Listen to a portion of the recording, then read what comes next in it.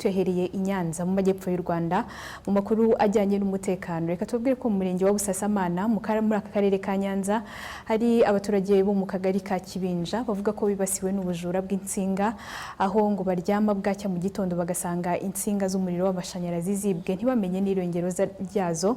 Polisi y'u Rwanda rero ikaba iburira bishora muri ibi bikorwa byangiza ibikorwa remezo ko yahagurukiye iki kibazo. Prince Theogene Nzabihimana arabitugezaho mu buryo burambuye.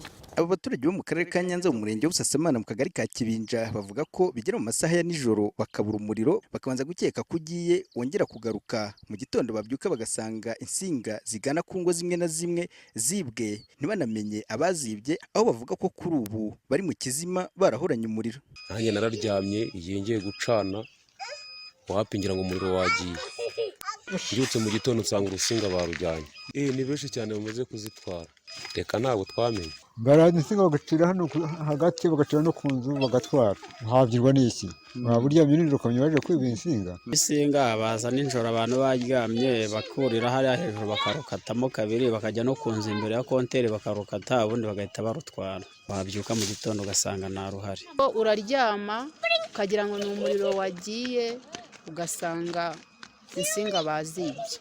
Abaturage bavuga ko muri ako kagari ka Kibinja hari umudugudu witwa Kigarama, ingo zirenga 6 zose zibiwe rimwe insinga mu ijoro rimwe, aho kuri ubu batagicana bagasaba ubufasha bwo gufashwa bakongera guhabwa izindi singa kuko babuze ubushobozi bwo kuzigura. Rero twabuze mu bushobozi bwo kugura izindi. Babaha ubufasha yuko bakongera bagacana nk'uko bacanaga mbere kuko n'abakene ntabwo babona ubushobozi bwo kuzigura. Turasaba nyine kugira ngo bongere baduhe urundi rusinga twongere tubone gucana nk'uko bari baziduhaye, kubera ko nta bushobozi twari dufite kugira ngo tuzigure. Bakwiye kubaha ubufasha bakabaha izindi bagacana kuko ntiyabona amafaranga yo kurugura.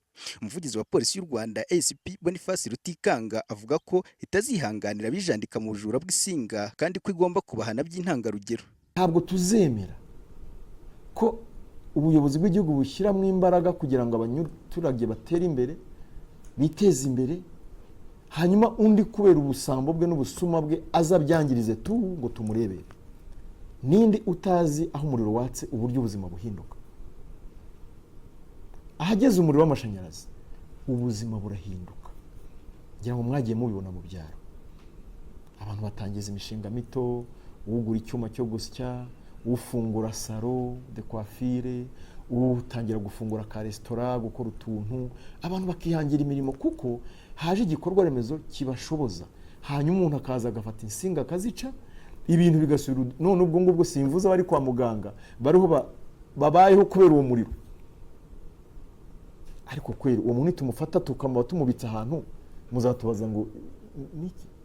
Umuvugizi wa polisi y'u Rwanda kandi avuga ko ubu bujura ugereranyije n'ibihe byashize ubu bwatangiye kugabanuka bitewe n'ingamba zagiye zishyirwaho mu guhashya ubu bujura. Prince Theogene Nzabihimana, Radio TV10, Nyanza mu ntara y'Amajyepfo. Arakoze Prince Theogene Nzabihimana mu majyepfo y'u Rwanda. Ariko twerekeze i Rwamagana ni mu burasirazuba bw'u Rwanda.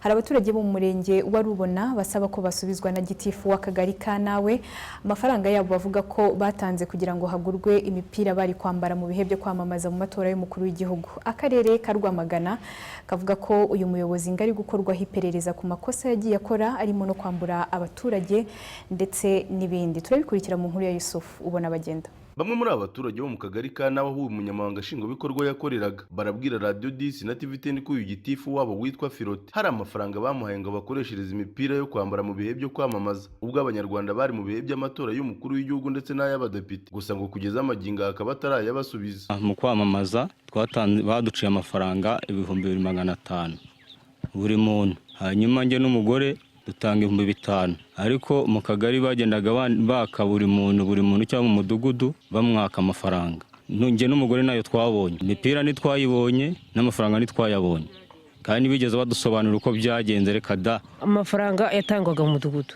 ikindi na gitifu ubwo yazaga kuyaka nanjye ubwanye naramuhaye, ariko imipira yaje kubura, haje kuba kwamamaza ahantu nizantu bamamaje benshi, imipira irashira ijya aho hantu yose.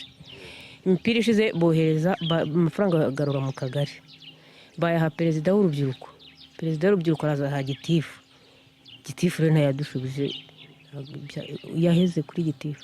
turasaba amafaranga ufasha badusubiza amafaranga yacu. Nyuma yo guhatiriza asaba ko yasubizwa amafaranga ye, uyu we ngo yaje kuyahabwa. Jewe nategereje umupira ndawubura, maze kuwubura nse muri amafaranga cyangwa muri umupira ayitegereza, ndategereza umupira ndawubura, mubuze niwo namwatatse ahita ayama yanjye 2500 barahari batabonye imipira n'amafaranga kandi baratanze. Twagerageje kuvugana n'uyu gitifu w'akagari kana uvugaho ko batarasubiza amafaranga n'ibyadukundira, gusa ubuyobozi bw'akarere ka Rwamagana bwemeza ko uyu muyobozi yabaye ahagaritswe by'agateganyo kuko ngo hari amakosa yagiye akora arimo no kwambura abaturage, bityo kari gukorwaho iperereza nk'uko Richard Kagabo Rwamunono umuyobozi w'akarere ka Rwamagana wungirije ushinzwe iterambere ry'ubukungu yabibwiye Radio 10 na TV10 hari ku murongo wa telefone. Pilote cyambere twabwe cases nyinshi arimo gukurikiranwaho n'urwego rw'ubuyobozi, iyo wenda ntabwo twari tuzi ariko nagitangaza ko yaba yarayikoze nayo kuko ubu yahagaritswe by'agateganyo kugira ngo akorerwe iperereza ku byaha byose byendaga bimuvugwa, birimo no kunyereza amafaranga y'abaturage, kwambura abaturage bamugurije n'indi myitwarire idakwiye umuyobozi nawe. Rero iryo perereza ririmo rirakorwa, wasanga n'ibyo bizamenyekana kuko abarimo batwaha inshingano twabasabye ko bajya no mu kagari bakamenya ibibazo bindi byaba bihari byaba byaratewe nawe, ibintu byose bifatirwe rimwe, hafatirwa ibyemezo cyangwa akurikiranwe imbere y'amategeko. Ubuyobozi bw'akarere ka Rwamagana kandi bwemeje ko iyo mipira yahabwaga abaturage itagurishwaga, meza ko mu gukurikiranwa ko nabyo yabibazwa. Yusufu ubona bagenda, Radio TV10 mu karere ka Rwamagana. Urakoze Yusufu ubona bagenda. Dukomereze i Rubavu mu burengerazuba bw'u Rwanda, aho nyuma yuko umuryango wa Kanangire Joseph wo mu murenge wa Rugerero muri ako karere ka Rubavu utabaje ugaragaza ko urarunyagirwa kubera ko inzu yabo yibasiwe n'imitingito yo mu kwezi kwa Kamena y'umwaka wa 2021 maze ikangirika bikomeye. Kuri ubu uyu muryango urashimira uvugizi wakorewe na Radio TV10, kuri ubu ngo bakaba bari kuryama bagasinzira. Babiganirije Emmanuel Ndahayo.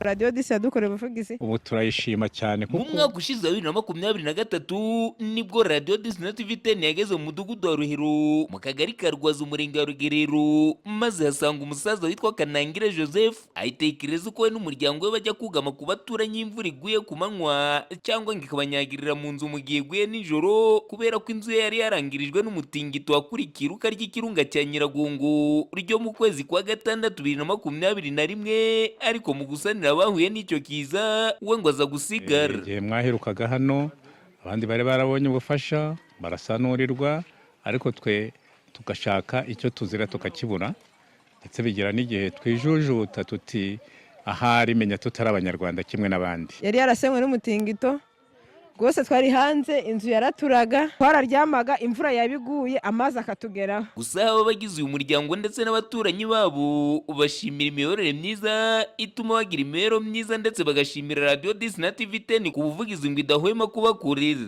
Inzu ye yaramushanyagurikiyeho, ariko kubw'imiyoborere myiza Kagame yaramufashije, inzu barayubatse, none ubara ahantu heza hagaragaye. Yari inzu mbi cyane yatobaguritse, amanzanza garabayishingwe kandi ari akazu gatoya. Dushimira na Radio 10 abanyamakuru badukoreye ubuvugizi, ubwo abandi babubakira mu mitingito twe tugasigara, ariko Radio 10 yadukoreye ubuvugizi. Ubu turayishima cyane kuko yadukoreye ubuvugizi, kuko nabo baraje bareba ukuntu ikibazo dufite cyifashe. Inzu yaravaga, yari yarasadutse, ariko bitewe n'ibibazo by'umutingito gwari gwarabayeho, bamaze kureba uko imeze koko biba ngombwa ngo badusanurire.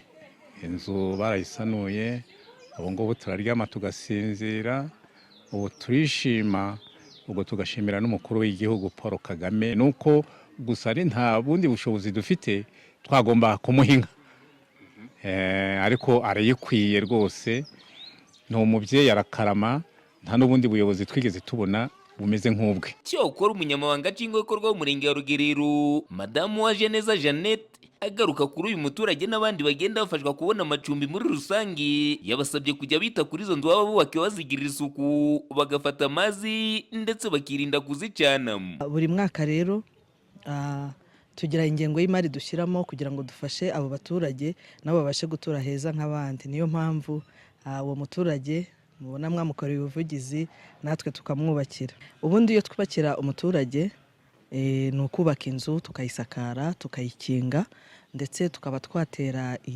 iripu inyuma kwa kundi duteraho isima tugatera n'imbere, noneho rero iyo twagize umugisha tukabona sima nyinshi no hasi tuyishyiramo. Iyo rero tuyubatse wenda muri uwo mwaka tutarabonye sima nyinshi, umwaka ukurikiyeho turongera na sima tukayishyiramo. Iyo nzu ye rero itarageramo sima ariko nayo tuzayishyiramo. Uyu muyobozi akomeza agaragaza ko muri uyu mwaka mu murenge wa Rugerero hubatswe inzu 23 z'abaturage batishoboye hamwe n'139 z'abahuye n'ibiza bitandukanye. Ariko Radio 10 yadukoreye ubuvugizi. Ubu turayishima cyane kuko Manenda hayo TV10 mu karere ka Rubavu. Namakuru arambuye ya TV10 mugikomeje gukurikira mbahaye ikaze nanone twakomereje mu makuru ajyanye n'ubuzima. Hari bamwe mu baturage bavuga ko banga kwipimisha virusi itera sida kubera gutinya kwiheba. Ibi ariko barabivuga mu gihe imibare igaragaza ko hari abantu bangana na 5% bafite iyi virusi itera sida ariko bakaba batabizi. Hagati aho umuryango utegamiye kuri leta ushinzwe ibikorwa byo kurwanya virusi itera sida wo uravuga ko uyu mubare uteye impungenge kuko utuma virusi ikwirakwira. Ibindi kuri nkuru na Ntambara Garleon. Ntawiga nayo Manase ni umuturage utuye mu mujyi wa Kigali, avuga ko atagipimisha virusi itera sida kubera gutinya kwiheba mu gihe yasanga yaranduye iyi virusi. Kuko igiye kwipimisha biba bisaba kugira ngo ugende mbega wafashe icyemezo yuko usanze wanduye ahubwo nyine uriyakira, ariko kwiheba byo ntabwo byabura. Bizabuza kwiyakira nyuma ariko kwiheba kwabayeho. Bazahora byihorera kuko uko byagenda kose ubwo iyo uzi yuko umutima wawe ushobora kuba wababara kurusha uko wabyihorera, ibyiza urabyihorera. Kimwe n'abandi baturage bemeza ko ibagora kwipimisha virusi itera sida kubera ubwoba bwo kwikeka ko banduye bikaba byabagiraho ingaruka zo kwiheba mu buzima bwabo. Turabitinya, ureba ugiye kwisuzumisha ugasanga urayirwaye, uriheba byatari. Umva n'ibiro 10 byahita biva ako kanya. Impamvu ujya kwiheba nuko kaba karagucikiye, kuko nawe ntago wabuzi ko nta kintu wakoze ngo wihebe nta cyabaye. Bijya bibaho ko mutinya? Urabitinya, ariko iyo kagucikiyeho urabitinya ugatinya kujya kwa muganga bitewe nuko we kagucikiyeho nyine tu utinya kujya kwipimisha virusi itera sida.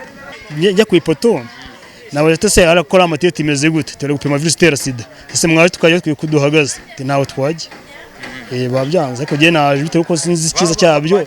Batinya gikese batinya gike uzi kwipimisha virusi itera sida nizo ndwara daga buri umuntu sanze randuye keshi na keshi, urumva kwekira biramugora, urumva na mpamvu umuntu afata igihe sana nimba naranduye nyine narandi byarangiye ntaho nakwirwaye kimwe no kushaka ngo waranduye kandi na muzima. Ubushakashatsi bwa Arafia bugaragaza ko hari 5% by'abaturage bafite virusi itera sida ariko batabizi kubera ko batigeze bayipimisha. Inzobere mu by'ubuvuzi Dr Ishimwe Pacifique avuga ko uyu mubare utuma virusi itera sida ikwirakwira no mu bandi baturage.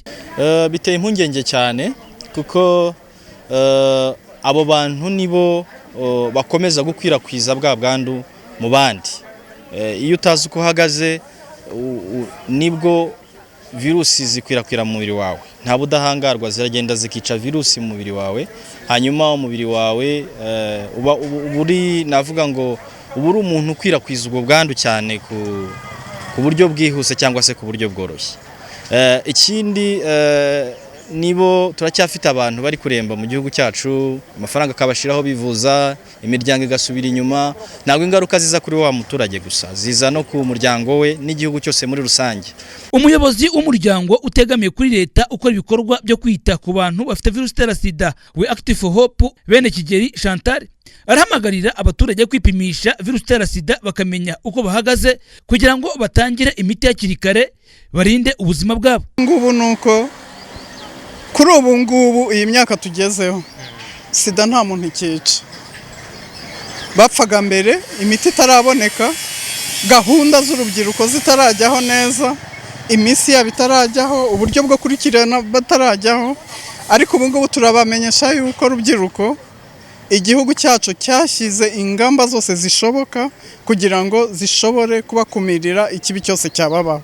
Ni muri urwo rwego turi kubasaba kuza kwipimisha, abagaragaye ko banduye tubavure, tubakurikirane umunsi ku munsi, icyo gihe nta n'ikibazo gihari. Uyu muryango we Active Hope ukomeje ibikorwa byo gupima abaturage virusi itera sida kugira ngo bamenye uko bahagaze. Minisiteri y'Ubuzima ifite intego z'uko mu mwaka 2030 buri muturage wese azaba yaripimishije azi neza uko ahagaze. Iyi ntego kandi igaragaza ko muri uyu mwaka 2030 nta murwayi wa sida uzaba ukigaragara mu Rwanda. Kugeza mu Rwanda imibare igaragaza ko abaturage bangana 3% bafite virusi itera sida. Ntambara Garlewo TV10. Rekeze muri cya gice cyitwa nabyo bibaho, aho uyu munsi ugiye kugaruka ku buzima butoroshye bw'abantu bahisemo kujya baba mu masanduku kubera ibiciro byo gukodesha amazu biri hejuru cyane. Ariko se aba bantu babayeho bate? Reka tubibaze Denise Mbabazi Mpambara. Kubera ikibazo cy'amacumbi ahenze bahisemo kwibera mu masanduku. Abo ni abaturage bitwa ku bafite amikoro make muri Hong Kong mu gihugu cy'Ubushinwa. Hong Kong ni umujyi uteye imbere cyane. Hahandi hose iterambere ry'umujyi rituma igiciro cy'ubuzima gihenda cyane cyane amacumbi. Miliyoni zirenga 7 zituye muri uyu mujyi bose ntibabona amazu yo kubamo, nubwo leta y'Ubushinwa yashyizeho amacumbi bita kaciriritse ntabonwa na buri wese, ahubwo ngo umukozi wa leta nawe ukuze ni uyahabwa. Mu kwandika usaba iyo nzu hari abamara imyaka 10 batarazihabwa, abandi bakarinda bava mu kazi cyangwa bitaba Imana zitaraboneka. Ibyo bigaterwa n'ubwinshi bw'abaturage ndetse n'ubuke bwaho gutura. Ibyo byatumye haduka ibimeze nk'amasanduku usanga afite santimetero 30 z'ubuhagarike na metero mu butambike, abadafite amikoro akaba ariho bibera. Bitewe n'uko inzu zisanzwe ni ukuvuga izifite icyumba, aho gutekera ndetse n'ubwiherero nabyo bito cyane, usanga ikodeshwa byibura ageze kuri miliyoni 2 uyashyize amafaranga y'u Rwanda. Ayo masanduku nayo si make kubera ko yishyurwa amadolari 257, ni ukuvuga arenga 350 by'amafaranga y'u Rwanda. Nubwo ari mato cyane, ababa muri ayo masanduku babasha gushyiramo za televiziyo, imyenda n'ibindi bikoresho nkenerwa, nabo bakararamo. Icyakora hari n'abatabasha kwicara kubera umubyibuho cyangwa uburebure, ntibashyiramo za matera kuko ngo zikurura ibinyenzi. Umunyamakuru wasuye uyu mujyi yaganiriye n'umukecuru w'imyaka 70 witwa Koko. Uyu yahoze ari umukozi wa banki kugeza ageze mu zabukuru, uyu munsi ni umupfakazi. Aba mu kumba gafite metero n'igice kuri metero n'igice, akishyura arenga 500 by'amafaranga y'u Rwanda buri kwezi. Nta kazi akora, ahubwo atunzwe nayo yizigamiye akiri mu kazi. Avuga ko nta bushobozi yabona bwo kwishyura inzu ziciriritse za leta kubera ko zishyurwa byibura miliyoni 2 ku kwezi. Aho rero ngo niho abasha kwigondera, none hamaze imyaka irenga 8 ndetse ntateganya kuhava. Oya nta kazi ngira, nahoze nkora muri banki, nahagaritse akazi kubera izabukuru. Umugabo wanjye nawe yarapfuye. Aha niho ntekera umuceri cyangwa isupu. Rimwe na rimwe nshwana n'abaturanyi kubera urusaku rwinshi bagira nijoro ndyama.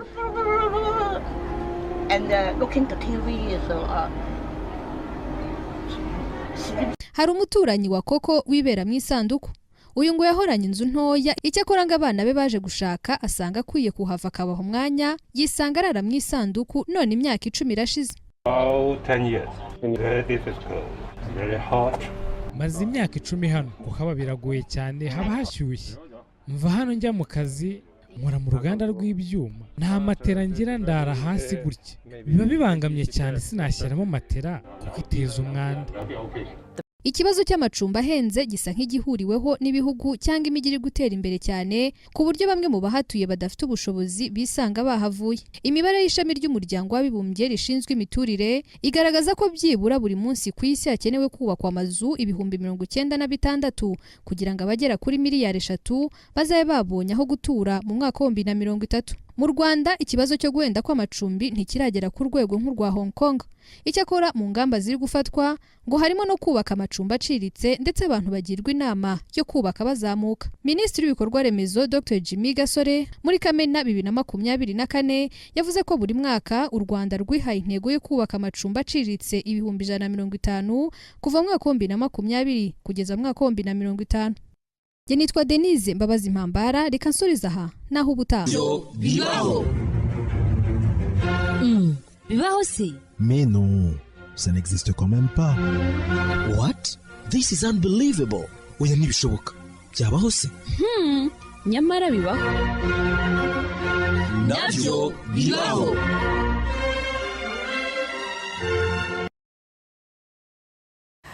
Arakoze Denise Mbabazi Mpambara nibyo nabyo mwabonye ko bibaho. Twerekeze hanze y'u Rwanda mu gihugu cya Gabon aho igisirikare kiri ku butegetsi muri iki gihugu cyatangaje ko hemejwe itegeko rishya nyuma yuko ryatowe ku bwinshi mu matora ya referendum nkuko imibare y'agateganyo ibyavuye mu matora byatangajwe kuri iki cyumweru ibigaragaza. Mu ijambo yavugiye kuri televiziyo y'igihugu, Minisitiri w'ubutegetsi bw'igihugu muri Gabon yatangaje ko 91.8% by'abatoye batoye yego ko itegeko nshinga rigomba guhinduka mu gihe amatora yari yitabiriwe ku kigero cya 53.5% by'abaturage batuye igihugu cya Gabon. Perezida w'inzibacyuho uri ku butegetsi Brice Clotaire Oligui Nguema yasezeranyije ko iri tegeko nshinga rizaba inzira yerekeza ku butegetsi bushingiye kuri demokrasi ndetse rikazatangira gukurikizwa mu mpeshyi y'umwaka wa 2025. Iri tegeko nshinga rishya ryatowe muri Gabon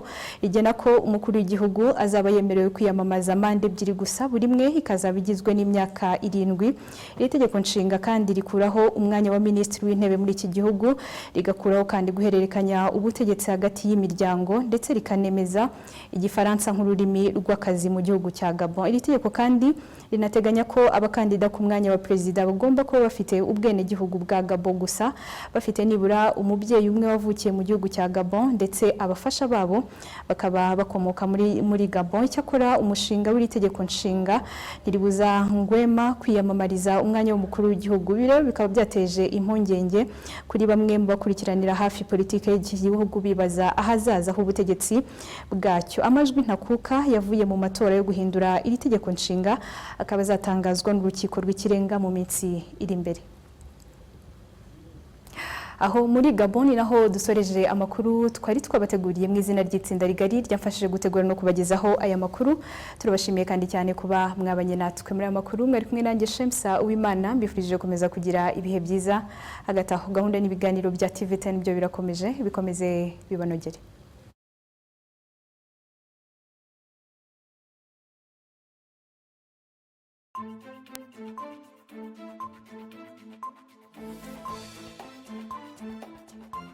Thank you.